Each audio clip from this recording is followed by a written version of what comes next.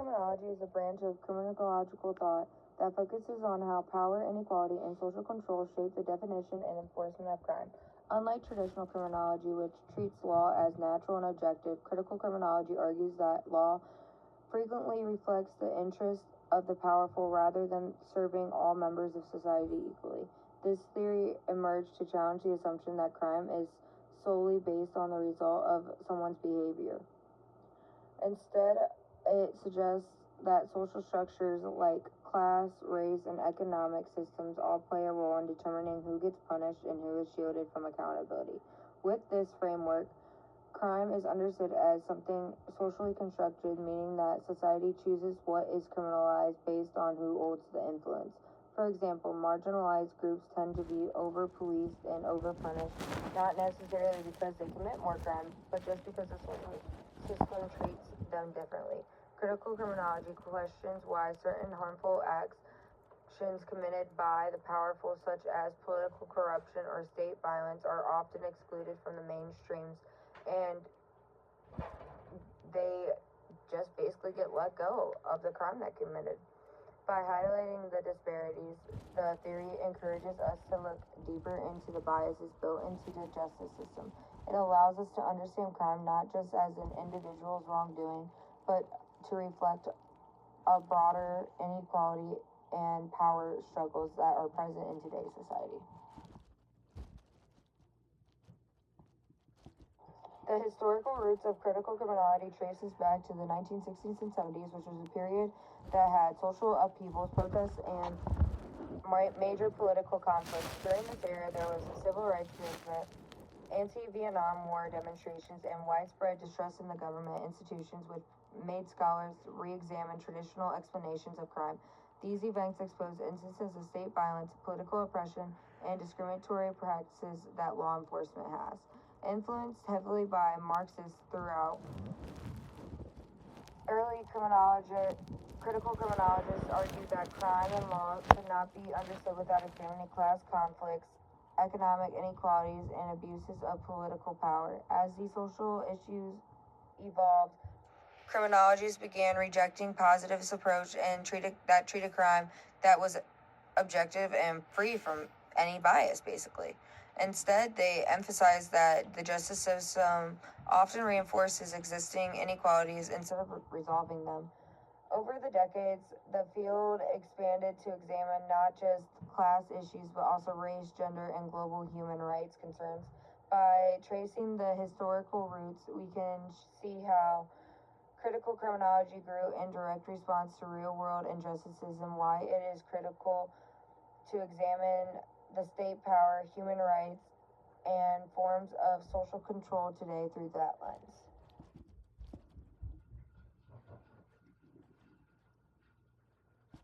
Critical criminology is founded on the principle that crime cannot be fully understood without examining the social inequalities and power structures that shape society.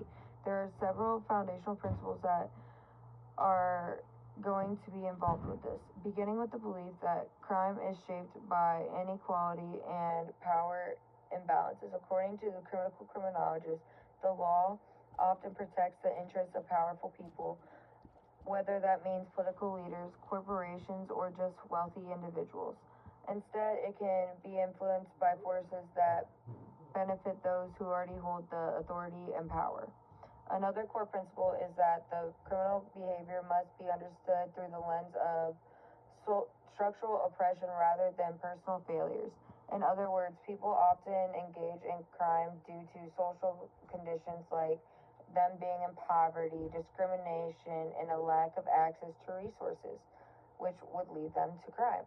Critical criminology also expresses how marginalized groups tend to be over-policed and over-punished, which reflects systemic biases rather than objective justice. Finally, this theory challenges traditional criminology for its neglect of economic and political forces that influence crime and punishment. By examining these, we can gain a deeper insight of how the criminal justice system can hurt inequality instead of address it.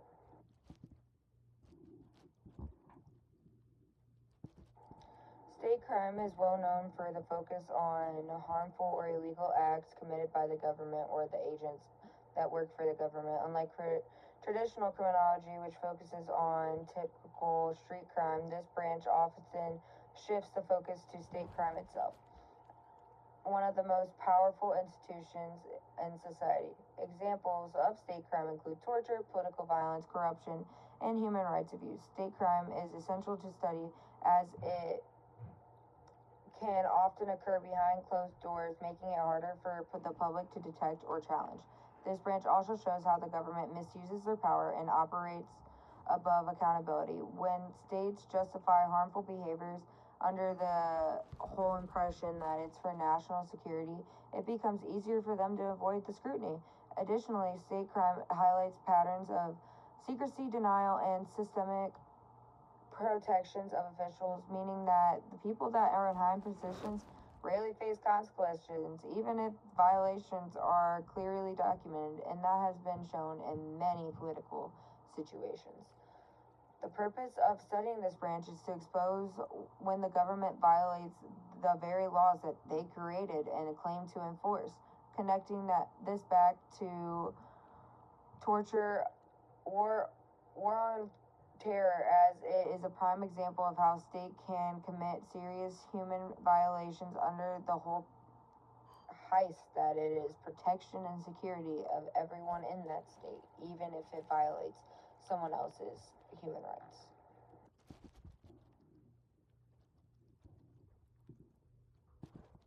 Now let's dive a little deeper into state crime and its relationship to the government's power. State crime refers to harmful or illegal actions that is committed by the state or its agents, including law enforcement officers, political officials, and military personnel. These acts often violate human rights, international laws, or ethical standards. For example, torture, unlawful killings, political repression, and secret detentions all fall under this. In many cases, the state frames these actions as necessary for national security or for the public's interest, which helps them avoid accountability for their actions. This can create a dangerous imbalance where the state becomes both the actor committing harm and institutional responsible for the oversight. State crime also occurs when the government uses its power to control, silence, or oppress the population. This often includes actions like mass surveillance, censorship, discriminating policing, and suppression of protests. The key idea is that these actions are harmful not because they break individual laws, but because they violate human rights and democratic principles. Understanding how state crime functions is essential to recognizing what governments consider cross ethics and legal boundaries, especially in contexts like war on terror, where secrecy and fear play major roles.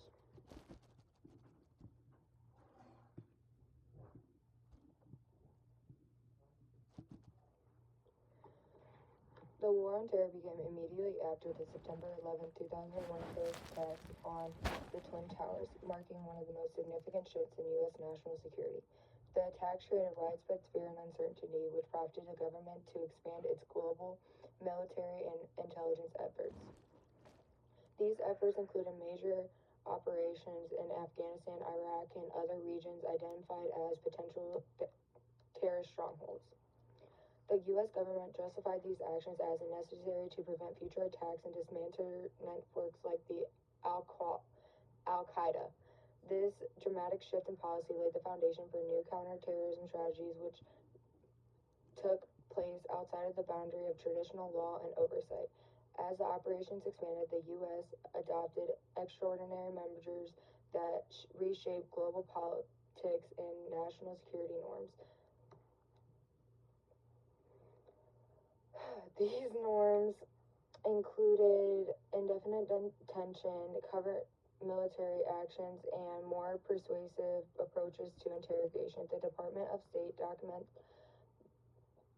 these measures and were often framed for essential national security. However, they most likely violated human rights, and that's where this became a slippery slope. The broader context helps us explain how and why the government later justified and used enhanced interrogation techniques, which is on our next slide.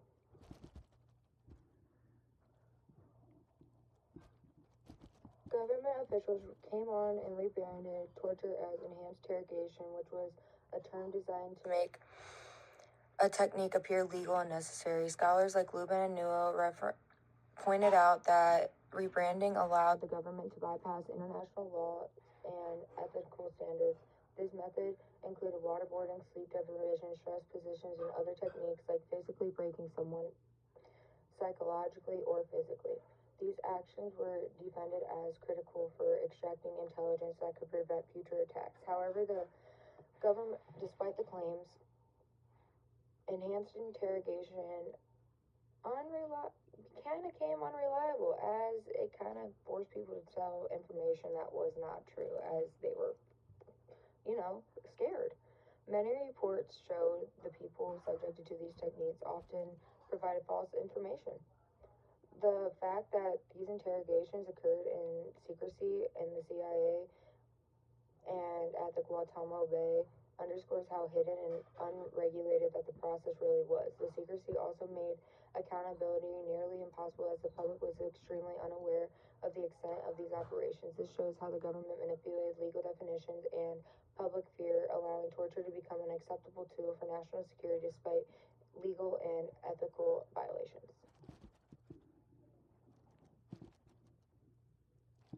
Ethically, the practice violated fundamental principles of human dignity and respect, which inflicted severe physical and psychological pain on detainees. The actions described, such as coercion, sensory deprivation, and physical abuse, go directly against long-standing ethical norms in both medical and military fields.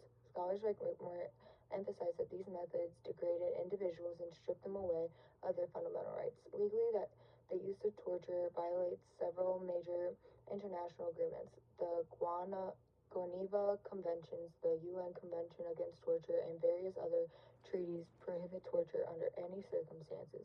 Yet on the War on Terror, the government attempted to reinterpret or bypass these laws by labeling the detainees as unlawful combatants.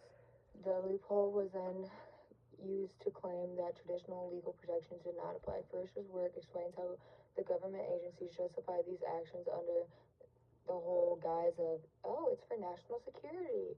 Ultimately, these practices undermined the rule of law, damaged international relations, and sparked global disgust.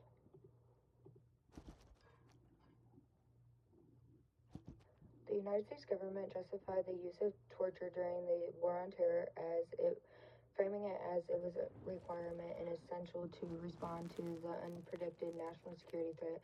Officials repeatedly emphasized that the extreme members were intended to prevent future attacks, and this fear-based messaging helped shape the public perception on this. The ticking time bomb scenario became one of the most powerful tools in justification, suggesting that torture may be the only way to extract information quickly enough to save lives. By presenting the torture as an act of protection rather than brutality, government leaders were able to build support for actions that were otherwise would have been known as illegal or unethical. This narrative played a major role in convincing the public and policymakers that drastic measures were acceptable and required. To reinforce the justifications, officials also rebranded the torture as enhanced interrogation techniques. This shift in language was strategic. It allowed to create a sense of legal, professional, and necessity, even though the practices were severe and very harmful. Detainees were also classified as unlawful enemies of combat, a label that was designed to place them outside the protections of Geneva Conventions. This created a legal gray area that allowed the government to argue that international rules did not apply at all. Additionally, secrecy played another role. Many of these interrogations were undisclosed CIA black sites that were far removed from oversight or accountability.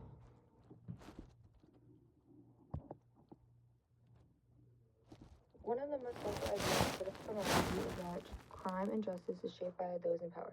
In the context of war on terror, the government exercises power by redefining what is legal, ethical, and necessary. For example, torture was a crime, but was reframed and under a tactic that was labeled enhanced Enhanced interrogation. This selective use of legality demonstrates how powerful institutions can reshape legal boundaries to suit their interests. Critical criminology also emphasizes how violence can be legalized under a banner of justice when the state controls the narrative. Government leaders argued that harsh interrogation techniques protected national security, which shifted public focus away from the suffering people and focused on their own safety. This logic allowed violence to be normalized and even encouraged within institutional settings. Additionally, this theory highlights how state capital interest dives into decisions, including those involving global power dominance and military intervention. In this case, when war on terror involved not only one security concern but also broader political and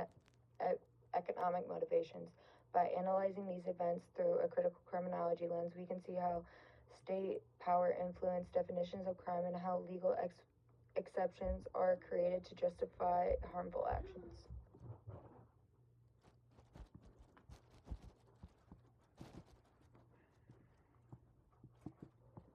One major outcome was a significant loss of U.S. moral credibility. Nations around the world questioned America's commitment to democracy and human rights after learning about the extent of the torture. This loss of credibility weakened the diplomatic relationships and made it more difficult for the U.S. to condemn human rights abuses in other countries. The backlash demonstrated that torture does not only harm people, but it impacts national legitimacy across the world. Another major consequence was the long-term damage suffered by detainees who experienced the physical and psychological torture. Many people who were tortured never received justice, an apology, or compensation, contributing to the global criticism of the U.S. Additionally, extremist groups used images and reports of torture as propaganda to recruit followers, arguing that the U.S. targeted Muslim populations unfairly. The result was increased radicalization instead of enhanced safety. The consequences prompted international organizations, human rights groups, and the legal scholars to push for reform and accountability. The overall global reaction highlighted not only moral and legal concerns, but also how practical evidence that torture ultimately undermines security rather than strengthening it.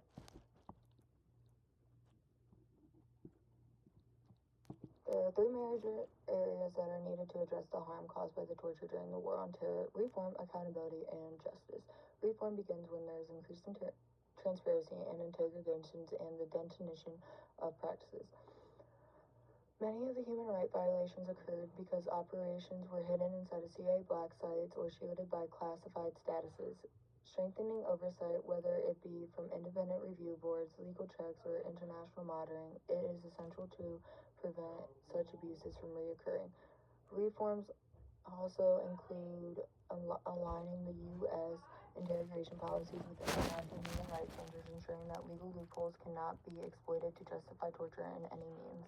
The second component is accountability, which involves holding those responsible for authorizing the torture, legalizing it, and making it ethical. This includes high-level officials, policymakers, and any agents who participated in the concealed abusive activities. Independent investigations are critical for uncovering the truth and preventing cover-ups. Justice is the third component, which is essential for restoring the victim's rights and dignities. This can involve legal avenues for redress, rehabilitation services, and public acknowledgement of the wrongdoing. It can also include broader global efforts to strengthen human rights protections so future generations are safeguarded from similar abuse. Together, these three pillars can create a path forward to acknowledge the past, correct systemic failures, and aim for a better future. Critical criminology teaches us that crime, even concepts of justice, are shaped by those in power. The government was able to redefine torture as enhanced interrogation and present it as legal through security measures, even though it violated very fundamental human rights and international laws. This selective use of legality highlights how powerful institutions can manipulate definitions to justify harmful actions into legal ones. The global response to these practices demonstrated that torture not only harms people, but can also weaken the credibility of the justice system and damage international relationships. Understanding state crime through a critical criminology lens allows us to see how political motives, fear behind narratives, and secrecy allows for these violations to happen. It can also reinforced that there is need for transparency, oversight, and stronger human rights protections. Ultimately, the lessons learned from this period reminded us the importance of holding governments accountable and ensuring that justice is defined by ethical principles, not just by who's in power.